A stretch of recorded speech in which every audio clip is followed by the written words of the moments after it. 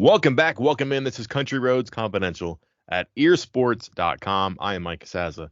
Welcoming in Chris Anderson. Chris, plenty still to talk about here for football. We wanted to narrow it down to one thing. You get a ton of reports, good and bad, sometimes not even evenly split. The bad news seems to travel twice as fast as the good news. And we spent some time last episode talking about turnovers in the quarterback position, and I was thinking, man, that might be unfair. Kind of happens behind closed doors. How much does it really mean? We laid out, I think, a pretty good explanation for why, for example, the defense might have been very good. Perhaps Nico Marchio wasn't great that day. Let's even it out a little bit. Be optimistic. That's what we're known to do, right? Yeah, depends on who you ask. Sure. Yeah. Well, I'm asking you.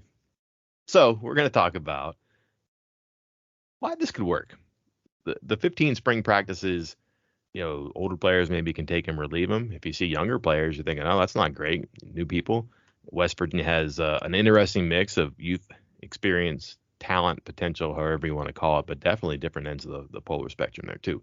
But I think that you and I have talked and we've written and read and reported and listened that there's an environment here that may actually work, and that, who knows what it means and how many wins it gives them in the fall. But the spring can be productive based on a combination of what they're trying to accomplish on offense as well as defense. It sounds like they're trying to be a little bit more exotic on defense, but also just the way the roster is split up, where they're old, where they're young, where it's good to be young, where it's good to be old. It does seem like there's a nice balance there where, again, maybe we've just been indoctrinated, but you can certainly listen to an explanation for why people should be optimistic about the spring, not yet the fall, but the spring, and say, you know what, that makes sense. I'm plugged in. Let's stay tuned and see where this goes. So we're going full homer. Is that what you're telling me? I think full so. Homer take right now. Yeah, pom poms, foam fingers. What do you think? Let's do it. I mean, because I don't. It's not a homer take, but I there's a side of it, just like all those things. That thing I do before the season. 5 reasons WVU will win big, and then the next day 5 reasons WVU will fall flat. Mm-hmm. The best case scenario, the worst case scenario, and often the truth lies somewhere in between, or the end result at least. But there's a reason why I do the win big ones. It's because there are pieces of truth into that, and there is a chance, there's a possibility of that happening.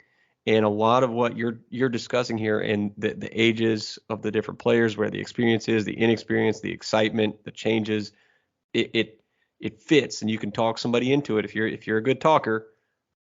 I'm not, but somebody out there is probably on this coaching staff that can convince somebody that this is a good thing.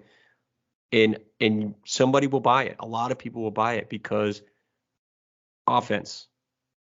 You're old where you need to be old. Offensive line. How different does offensive line get with the different offenses? Yeah, you want some different type of blocking schemes, but experience, I think, is the most important thing you can have on that offensive line. You want older, stronger players who have a knowledge of working together, and West Virginia has that. They have 5 returning starters, most of them upperclassmen. Again, all of them with starting experience. And then at receiver, you got a little bit of experience, a little bit of new guys. But something you've talked about already before was the not trying to get reps for 8 guys. You got like 4, and you're just going to pound reps into them until they get used to this offense, running these routes, getting ready for the offense. And then, again, same thing with running back. You got new guys. You could split it up. Quarterback, you got 3 guys you can mold. And if you don't get one of those 3 guys, you got a 5-star transfer that is a potential to come in a month that you can mold, that you've worked with before. So on the offensive side of things, you're old where you need to be old, and you have some talent and some ability to, mold them how you want to with this new offense at the other spots. Yeah, I hold in my hand a 2-headed coin right now, and I'm going to use it on both sides because I think it makes a good case for what we're talking about here. And I don't want to repeat too much of what you just said because I think you cover all the bases. But it's not a secret. Spring football is kind of mundane for older players, and offensive linemen in particular probably are not fans of spring football. But they really have a chance to take a big step, like a next level step here for the offense, for the program, on the shoulder pads of the offensive linemen. I think that's drilled into those guys. And not only that, but like they were not so good last year where it's boring to them.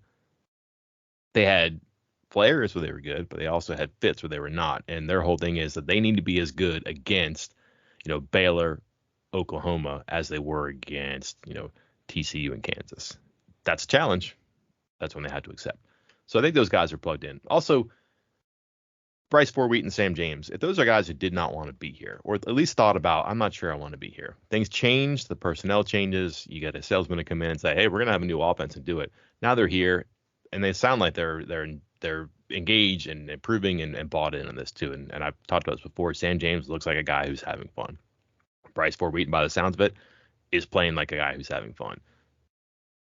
And then the quarterback thing, yeah, you're right, but like that's you can mold it and you can do it, but like you're not breaking habits there. And it's something Graham Harrell has talked about. It would be totally different if you were teaching Jared Dagey this offense, or Austin Kendall this offense, or just some guy who was an incumbent who had a lot of experience. But you're teaching kind of blank slates here, so it could work. Like they're having new lessons on from empty books or into empty books, and they're just kind of sitting there going, okay, I'm writing this chapter right now. I'm not overwriting something else. I'm not erasing something else I've learned.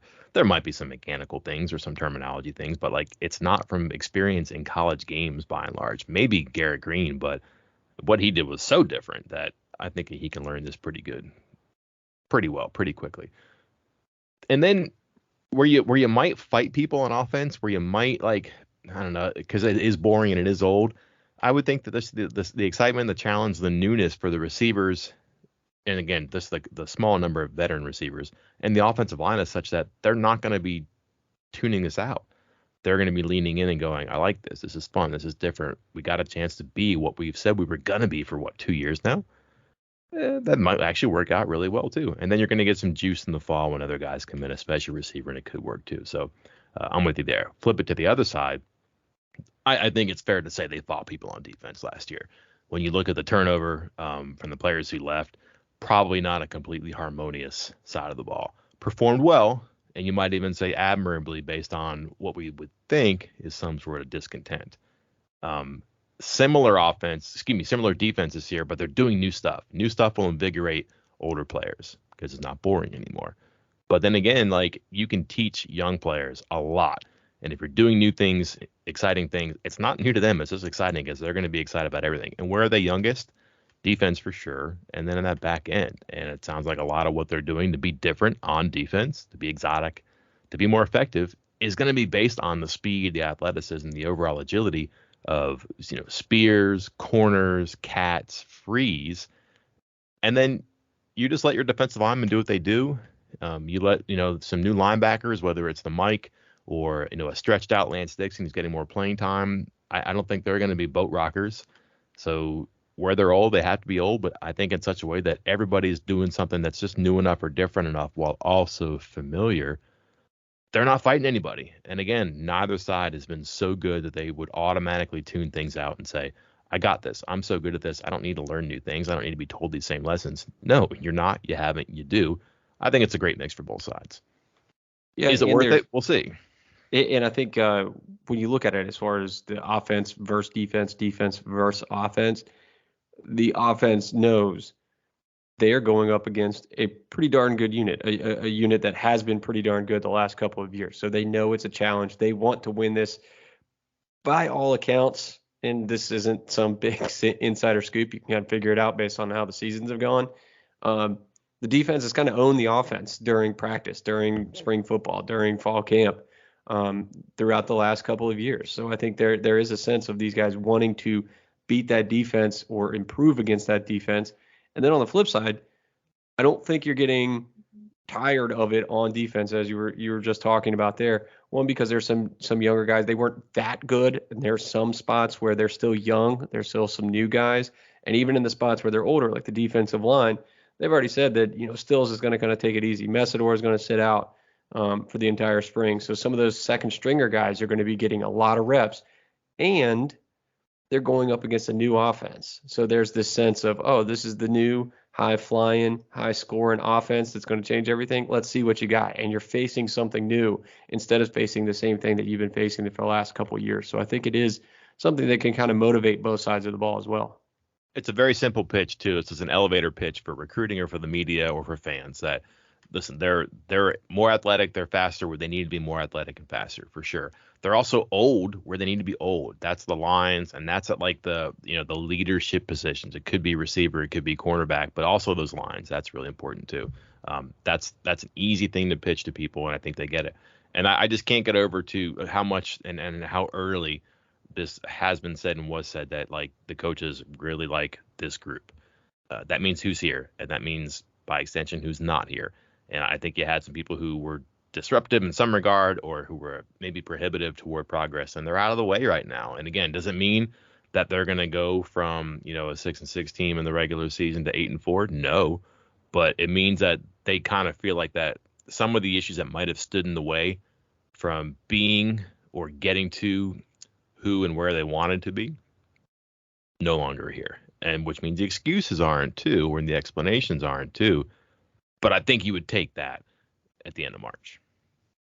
Absolutely. Well, take that, Chris. We're under 12 minutes today. We had to make up for that. What was supposed to be a 10-minute podcast that turned into a 30-minute one yesterday. So I don't think anybody complained. Mm. I could draw it out here just so we're over 12 minutes.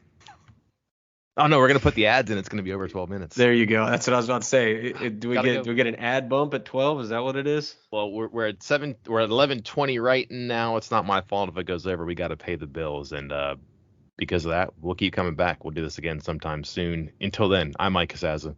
And I'm Chris Anderson. We will talk to you next time.